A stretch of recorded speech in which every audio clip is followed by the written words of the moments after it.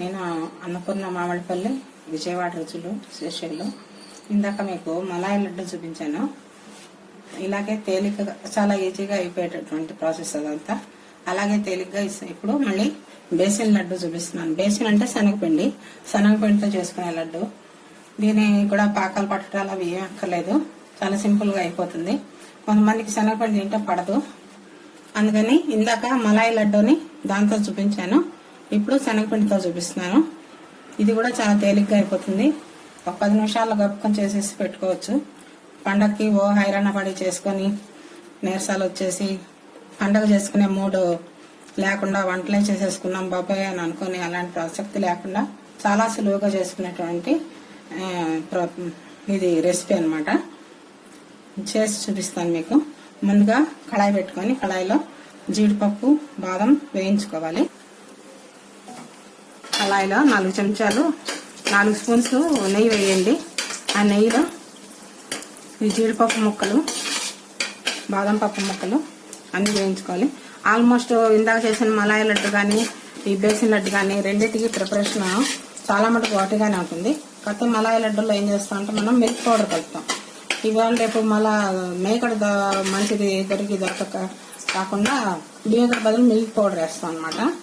దీంట్లో ఇంకా అసలు మిల్క్ పౌడర్ అది ఏం అక్కర్లేదు.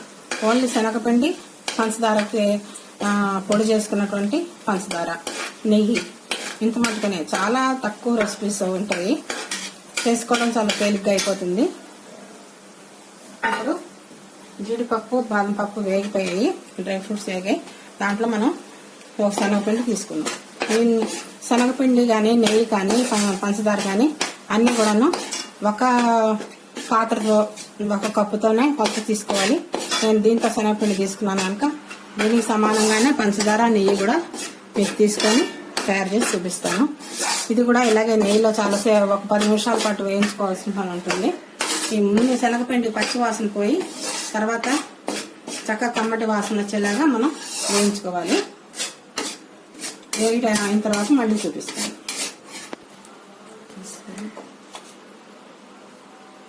ఏమన్నా ఉండలు కట్టినట్టయితే మనం దాన్ని చితుకుతూ వేయించాలి, లేకపోతే ఆ ఉండ మధ్యలో పిండి పచ్చి పిండిగా ఉండిపోతుంది. శనగపిండి పచ్చిగా ఉంటే పచ్చి వాసన వస్తూ ఉంటుంది అన్నమాట. మీకు మిగిలినది ఉండ లడ్డు చేసినా కూడా ఆ ఉండ కనుక మా నోట్లో తగిలితే పిండి ఉండలాగా పచ్చి వాసనగా ఉందని అనిపిస్తుంది. అందుకని ఈ ఉండలు లేకుండా మొత్తంగా చితుక్కుంటూ, నెయ్యి కావాలంటే మళ్ళీ కొంచెం వేసుకోవచ్చు, ఎందుకంటే నెయ్యి ఎలా కొంచెం పడుతుంది.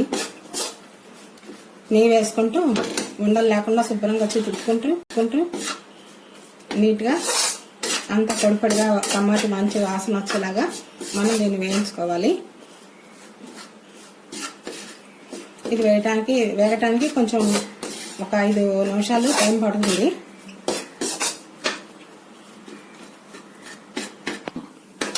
ఇదిగోండి శనగపిండి ఒక నెయ్యిలో బాగా వేగిపోయింది. దీంట్లోకి ఇప్పుడు మనం యాలక పొడి వేసుకుందాము. ఇది కలుపుకున్న తర్వాత పంచదార పొడి కలుపుదాం.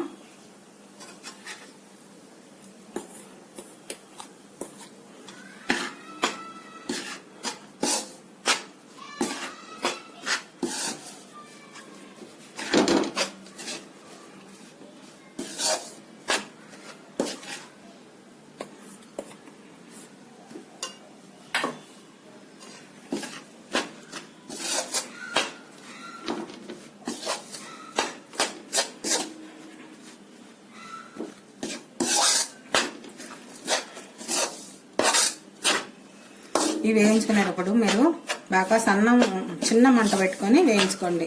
శాఖ ఎక్కువైతే శనగపిండి తొందరగా మాడిపోతుంది. ఈ పంచదార బాగా కలిసేలాగా మనం మొత్తం శనగపిండిలో కలిపి వేయించుకోవాలి. ఈ తర్వాత ఈ పిండి కొంచెం చల్లారిన తర్వాత దాంట్లో నెయ్యి వేసుకొని మనం ఉండలు చేసుకుందాం, లడ్డు చేసుకుందాం. ఇప్పుడు మనం స్టవ్ ఆఫ్ చేసేసి ఈ పిండి అంతా శుభ్రంగా చల్లారేలాగా ఒక 5 నిమిషాలు ఉంటే చల్లారిపోతుంది. అప్పుడు మనం దాన్ని లడ్డూలుగా తయారు చేసుకుందాం. ఇదిగోండి ఈ శనగపప్పు వేయించి పంచదార కలిపినటువంటి పిండి చల్లారింది.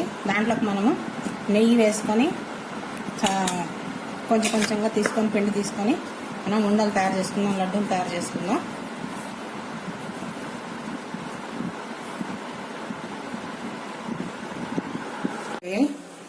దీనికి ఎక్కువ నెయ్యి పట్టదు. వేయించినప్పుడు వేసుకున్న నెయ్యి కాకుండా కొంచెంగా ఇందాకట్లాగా చాలా వేసుకుంటూ చుట్టక్కర్లేదు లడ్లు. ఆ వేయించి నెయ్యి సరిపోతుంది. పైన కొంచెంగా 2-3 స్పూన్స్ నెయ్యి కనుక వేసుకుంటే చక్కగా మెత్తగా ఎంతో రుచిగా ఉండేటువంటి ఈ బేసిన్ లడ్డు తయారవుతుంది.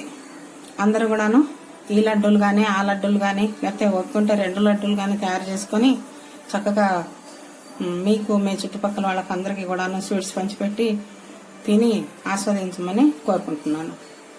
ఉంటాను.